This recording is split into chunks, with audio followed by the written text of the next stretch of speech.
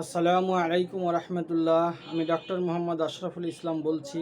প্রতিদিনের মতো আজও আপনাদের সামনে উপস্থিত হয়েছি হোমিওপ্যাথিক চিকিৎসা বিজ্ঞানের একটি গুরুত্বপূর্ণ শাখা অর্গানন অফ মেডিসিন।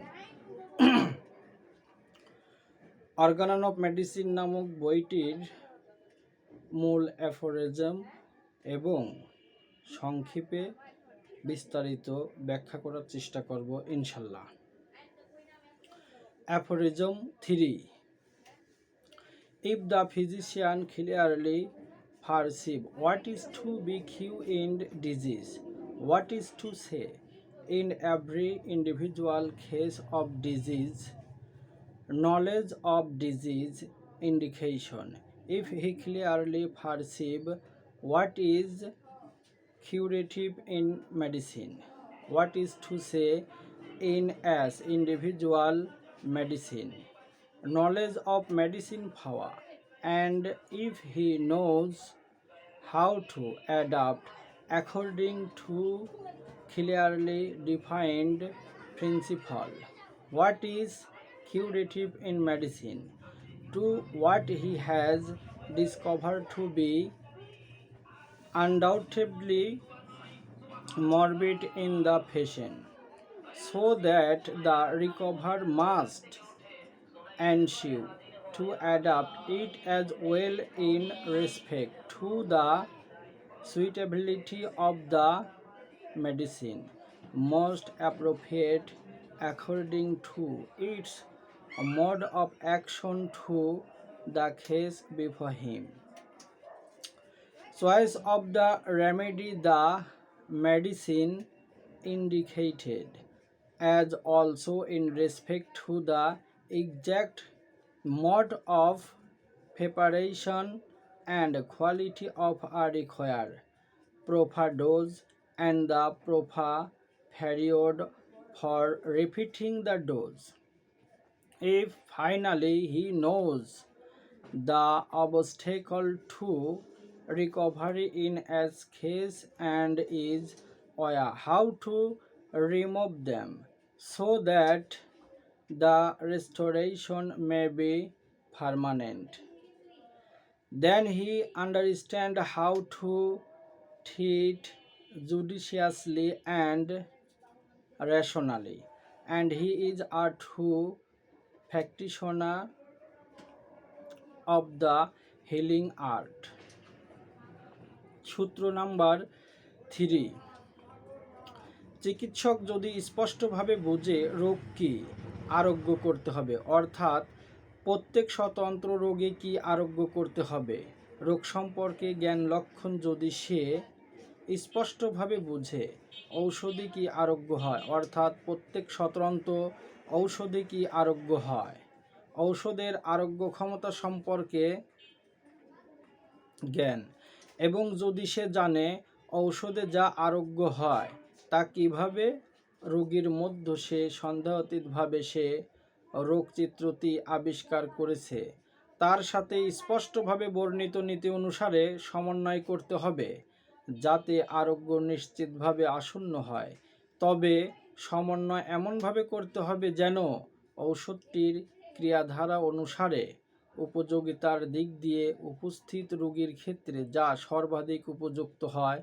ঔষধ নির্বাচন ঠিক নির্দিষ্ট ঔষধটি এছাড়াও ঔষধের সঠিক প্রস্তুত প্রণালী ও রোগীর জন্য আবশ্যকীয় পরিমাণ যথার্থ মাত্রার সম্পর্কে তার যদি জ্ঞান থাকে এবং যদি মাত্রা পূর্ণ প্রয়োগের যথার্থ সময় সে বোঝে, পরিশেষে প্রত্যেকটি রোগীর ক্ষেত্রে আরোগ্যর বাধাগুলো যদি সে জানে এবং কিভাবে তা অপসারণ করে আরোগ্য স্থায়ী করা যায় সেই বিষয়ে যদি সে সচেতন হয়, তাহলে সেই বুঝে কীভাবে ন্যায় ও যুক্তিসঙ্গতভাবে চিকিৎসা করতে হয় এবং সে এ আরোগ্য কলার সত্যনিষ্ঠ ব্যবহারবিদ।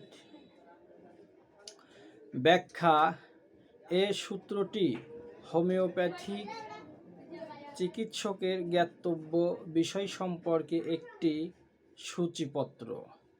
এ বিষয়গুলো সম্পর্কে পরবর্তী সূত্রসমূহে পরিপূর্ণভাবে আলোচনা করা হয়েছে।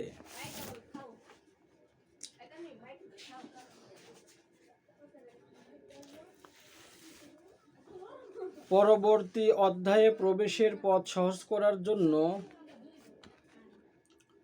আমি এখানে 3 নম্বর সূত্রের বিষয় ভিত্তিক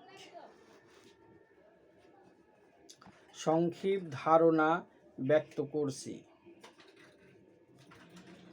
বিষয় ক, রোগে কি আরোগ্য করতে হবে তা বোঝার জন্য রোগীর লক্ষণচিত্রই যথেষ্ট। রোগ মানে জীবনী শক্তির বিশৃঙ্খলা, জীবনী শক্তি অদৃশ্য এবং এর গোপন রহস্য অজ্ঞাত। আমরা শুধু এর ক্রিয়াকলাপ লক্ষ্য করি, আমাদের দেহটা এর বাহন। কাজেই জীবনী শক্তি সব ধরনের বিশৃঙ্খলা এ দেহযন্ত্রের অনুভূতি ও কার্যকলাপের মাধ্যমে প্রকাশ করে। হ্যানিম্যান তার অন্তর্দৃষ্টি দিয়ে আবিষ্কার করেছেন যে দেহের যন্ত্রের সকল প্রকার অনুভূতি ও কার্যকলাপের অস্বাভাবিক অবস্থা জীবনী শক্তির বিশৃঙ্খলা মূর্ত প্রতিচ্ছবি। এর মধ্যেই রোগে কি আরোগ্য করতে হবে তা খুঁজে পাওয়া যাবে। অন্য কোনোভাবে এত নির্ভুল তথ্য পাওয়া যাবে না। বিষয় খ, ঔষধ কি আরোগ্য করে? এর উত্তরে প্রথমেই বলতে হয় যে সুস্থ দেহে ঔষধ কী কী লক্ষণ সৃষ্টি করে। সুস্থ দেহে ঔষধ পরীক্ষার লক্ষ্য শক্তিকৃত ঔষধ সেবন যে যে লক্ষণ সৃষ্টি হয় সে ঔষধ অসুস্থ শরীরে সেই লক্ষণ আরোগ্য করে। সে যেহেতু রোগ ও ঔষধের ক্ষেত্রে ইন্ডিভিজুয়ালাইজেশন বা স্বতন্ত্রকরণ অতি আবশ্যক। বিষয় গ, রোগচিত্র ও ঔষধচিত্রের মধ্যে সাদৃশ্য নিরূপণ করা একটি শৈল্পিক কাজ। শিল্পীর আঁকা ছবি যদি হুবহু প্রতিচ্ছবি হয় তাহলে তাকে আমরা ওই বস্তুর ছবি বলি, অন্যথায় তা একটি অঙ্কন মাত্র। এই সূত্রে হ্যানিম্যান হোমিওপ্যাথিকে একটি আরোগ্য কলা হিসেবে উল্লেখ করেছেন। প্রত্যেক হোমিওপ্যাথিক চিকিৎসকের ঔষধের চিত্রটি হৃদয়ে এঁকে রাখতে হবে এবং তিনি কোনো রোগীর রোগচিত্র অঙ্কন করার পর তার হৃদয় থেকে অনুরূপ চিত্রের ঔষধটি খুঁজে নেবেন। বিষয় ঘ, ঔষধ প্রস্তুত প্রণালী সম্পর্কে হ্যানিম্যানের যেরূপ নির্দেশ দিয়েছেন তা মেনে কাজ করতে হবে, তাহলে সঠিক ঔষধ প্রস্তুত হবে। বিষয় ইং, ডোজ বা মাত্রা কথাটি নিয়ে হোমিওপ্যাথিতে অনেক বিতর্ক আছে। আমরা মনে হয় ইতিহাসের দিকে দৃষ্টি না দেওয়ার ফলে এই বিতর্ক সৃষ্টি হয়েছে। সকলেই জানেন ডোজ মানে একবারে সেবনের জন্য ঔষধের পরিমাণ। এ সূত্রে বলা হয়েছে quality of a require proper dose. এখানে পরিমাণ শব্দটি বস্তুবাচক প্রাক হ্যানিম্যান যুগে। এমনকি হ্যানিম্যানের সময় চিকিৎসা ক্ষেত্রে বস্তুগত ধারণা প্রবল ছিল। হ্যানিম্যান নিজেই প্রথম অবস্থায় গ্রেন ডোজ থেকে ধাপে ধাপে ডিভাইডেড ডোজ করে প্রতি মাত্রা ওষুধের পরিমাণ কমাতে থাকতেন। তিনি পরে হোমিওপ্যাথিক শক্তিবৃদ্ধিকরণ পদ্ধতিতে ষষ্ঠ শক্তিতে ঔষধ প্রস্তুত করেন। পৃথক পৃথক রোগীতে সাইলেসিয়া, লাইকোপোডিয়াম এবং সিপিয়া ষষ্ঠ শক্তি 4 থেকে 6টা করে বড়ি প্রতি ডোজে ব্যবহার করে তিনি ঔষধজনিত বৃদ্ধি লক্ষ্য করেন এবং ষষ্ঠ শক্তি এরূপ ডোজে তিনি ব্যবহৃত মাত্রা বলে ত্যাগ করেন। অর্গানন ষষ্ঠ সংস্করণের ভূমিকা তিনি ডোজ সম্পর্কে বলেন, and this it administered to the patient in simple form but in rare and minor dose, so small that without occasioning pain or weakening they just suffice to remove the natural malady. Whence this result?